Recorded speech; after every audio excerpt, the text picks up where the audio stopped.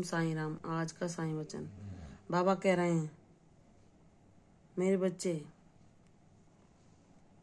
तुम उत्सुकता पूर्वक उस समय की प्रतीक्षा कर रहे हो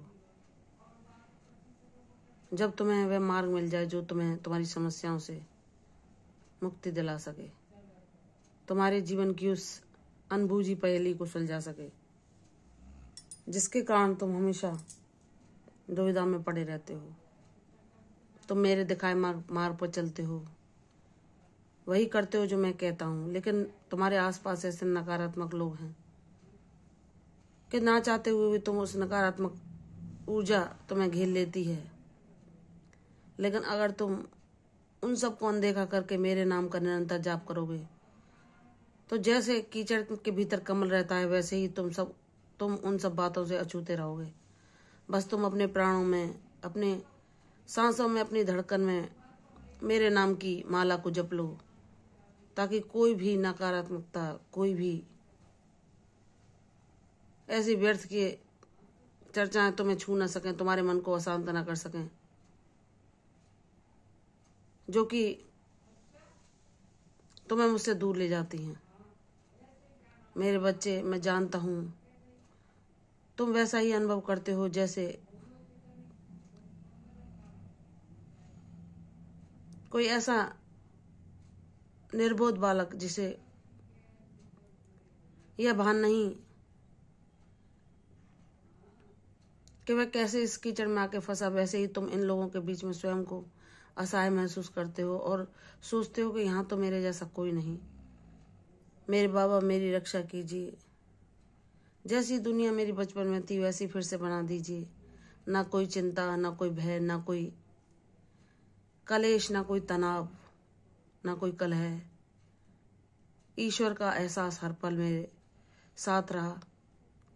चाहे आर्थिक रूप से उतनी संपन्नता ना देखी हो, लेकिन खुशियों भरा वह समा देखा है कि हर पल अपनी झोली को आशीर्वादों से परिपूर्ण ही पाया है और ईश्वर का सानिध्य हमेशा पाया है। जब भले ही यह ज्ञान ना हो कि यह ईश्वर की ऊर्जा है जो हमें शांति प्रदान करती है, हर आपके होते हुए हमें सदा प्रसन्न चित्त रखती है। लेकिन मेरे बाबा, कभी कभी ऐसा होता है कि जब हम अपने प्रारब्धों को भोगते हैं तो हम ऋणानुबंधों के कारण ऐसे लोगों के संपर्क में आ जाते हैं। ऐसे लोगों के साथ रहना हमारी व्यवस्था होता है ताकि हम अपने ऋणानुबंध को चुकाकर मुक्त हो सकें। तो आप हमें हमारा प्रारब्ध भोगने के लिए उस स्थान पर ले भी जाते हैं तो हर पल हमारे साथ रहते हैं, वह ढाल बनकर, वह रक्षा कवच बनकर, जो हमारी हर पल रक्षा करता है और हमें शक्ति देता है उन दुर्भाग्यपूर्ण परिस्थितियों से सामना करने की। जब तक हम ईश्वर को पुकारते नहीं हैं और हमारा उनका नाता कई जन्म पुराना है, तो गुरु तो हमारी वैसे ही रक्षा करते हैं जैसे बालक को पता ना हो कि ये मेरे बहुत पहले के गुरु हैं, लेकिन गुरु अपना कर्तव्य कभी निभाना नहीं छोड़ते। और जब उस बच्चे को ऐसी परिस्थितियां घेर लेती हैं जब स्वयं को वह अकेला असहाय पाता है, उसके माता पिता का साया भी उसके पास नहीं होता, तो वह करुणापूर्ण दृष्टि से प्रभु को पुकारता है, उनकी सहायता मांगता है। उन स्थितियों में जहाँ वह चिंता, भय, व्याकुलता, अशांति, कलेश, संघर्ष सबसे अकेला लड़ रहा होता है, कोई भी उसकी हृदय की दो बातों को सुनने को, उसका दुख साझा करने के लिए नहीं होता उसके पास, तब उसके गुरु उसे एहसास दिलाते हैं कि मेरे बच्चे, मैं तेरे साथ हूँ, तुझे सुन रहा हूँ, तेरी रक्षा कर रहा हूँ, हर पल तुझे अपना एहसास प्रदान कर रहा हूँ। उन परिस्थितियों में जहाँ तू स्वयं को असहाय पाता है, मैं आकर तुझे वह शक्ति प्रदान करता हूँ कि तुझे कमजोर नहीं पड़ना, तुझे हिम्मत नहीं आनी, तुझे इस जीवन युद्ध को मेरा नाम लेकर लड़ना है। जीत तेरी ही होगी, क्योंकि तुझे मेरे नाम का आधार है, मेरे नाम का विश्वास है और तेरी आस सिर्फ मुझसे लगी हुई है।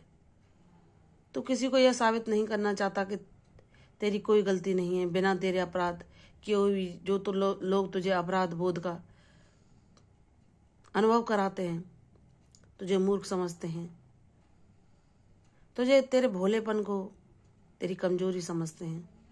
वे यह नहीं जानते कि इसका रक्षक, इसका गुरु, परम परमात्मा इसकी ढाल बनकर हर समय रक्षा करता है।